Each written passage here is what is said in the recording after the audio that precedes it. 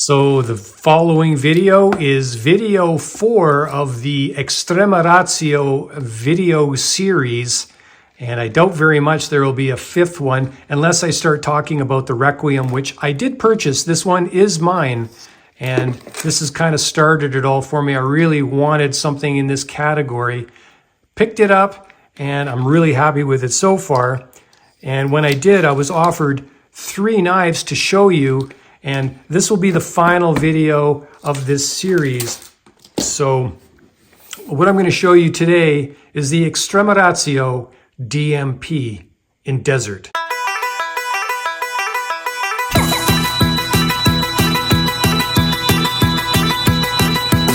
I can't stand intros. Greetings everyone, I hope you're having a super fantastic day. Welcome to the channel, and welcome if it's your first time here. So I'm going to show you the 4th knife in this series, and I'm not a sponsored channel. I'm not trying to sell you anything. These were offered to me to show you, and that's exactly what I'm going to do. Just going to show them to you.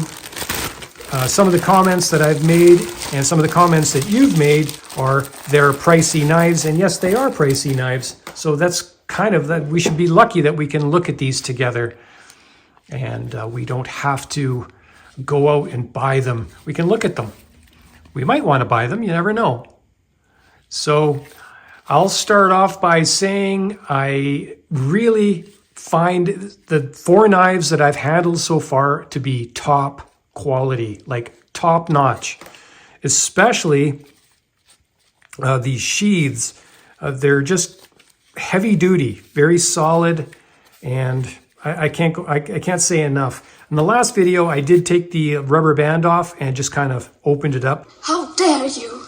I'm not putting these on my belt, and I'm not strapping them around my leg or anything, because I do not own these, so I want these to stay as original as possible. So, but anyway, you got some nice detailing going on with a solid nylon strap that goes around your leg. Good belt loop. I also like the fact, and I didn't mention this in the last video, is you've got a loop through here too. So what I do is I put a carabiner on one of my belts, on my loops, the vertical loops, and I will hook it through this top section. You see the threading? So you could put a carabiner on there too, so you don't have to put it on your belt, but you could. You've got this here as well. And it's big enough that you could put it on a wide strap. All right, so the entire package is pretty much the same as the contact that I showed you in the last video, about 11.5 or 290 millimeters total. And that's to this nub back here, or lanyard ring, whatever it's called. I should mention that I have seen many different colors, well, maybe 3 or 4. I've seen the green. I might have seen the ghost gray or wolf gray or something like that, black, desert, I think that's it, in green. So maybe there's 4 or 5 different variations. If you're interested in something like this, I'm sure you're gonna find what you're looking for in the colors. The snaps, again, I've mentioned before, everything top-notch, solid, just so cool. It looks like you could probably remove this. Yeah, you could. It's on Velcro. So you could take that out and reverse it. Maybe you're opposite-handed. It's you just like it the other way. So instead of using your right hand and going that way, you could probably go with your left. It's removable, and there's a ton of adjustments in here too. So once we've got that clear,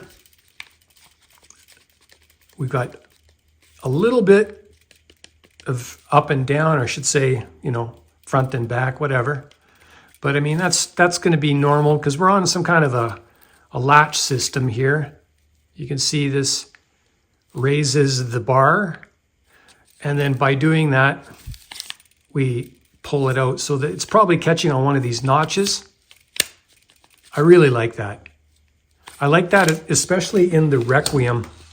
The Requiem, it's a bit of a different design, but it's just, wow, I like it. Now, we'll be doing future videos on this as well to see how long, what's the longevity? Is it strong enough? Does it hold up? That's kind of what this channel is more about. But anyway, let's enjoy the moment. Let's take it out of the sheath. And my first impressions are, I want to take this into the woods and do one of my weird videos, because I think this would make a great field knife. I do automatically, it's the first thing I think.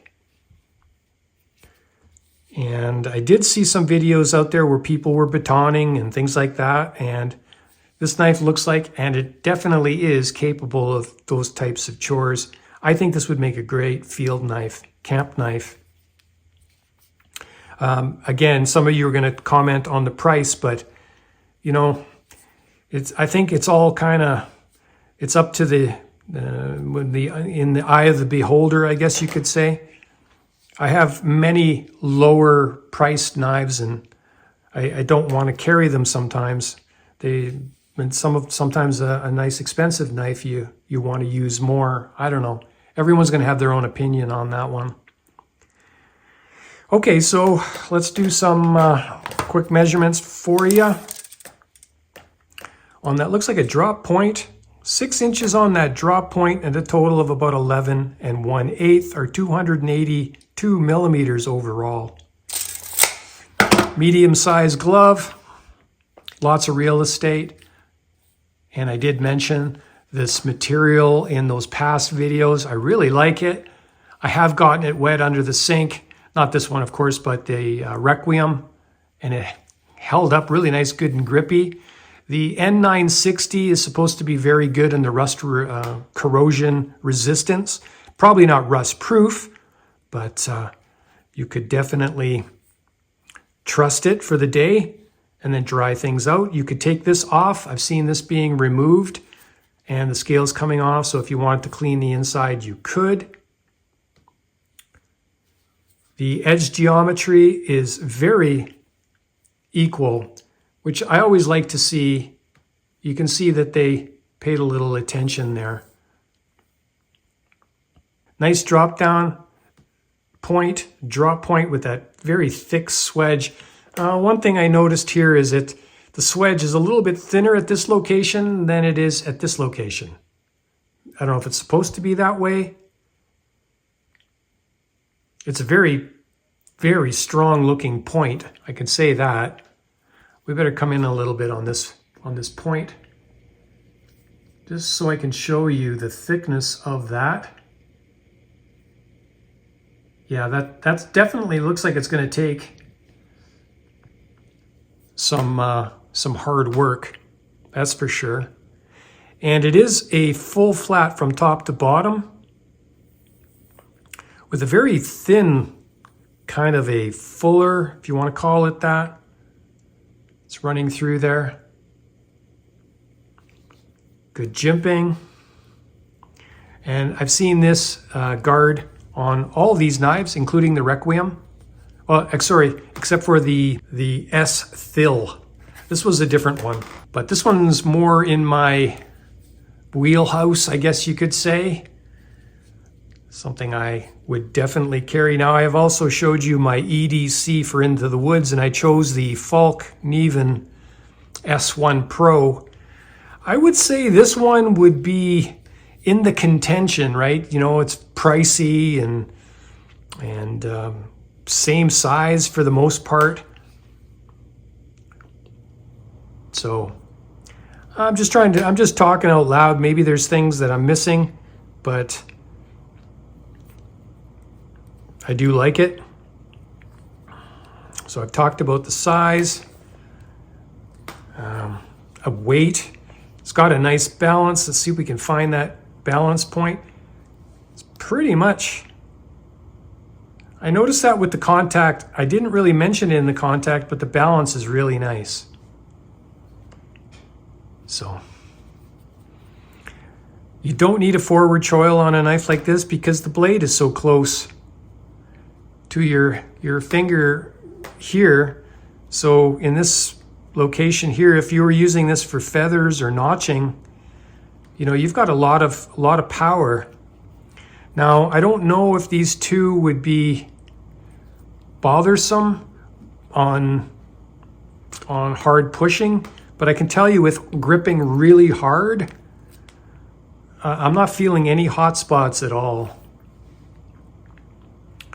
So it's pretty nice, and I'll give you a nice view of that as well. I did that with the contact. I think I gave you this view here.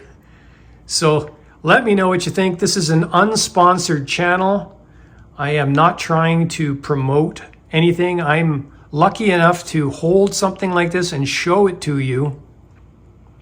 So it's not costing any of us anything.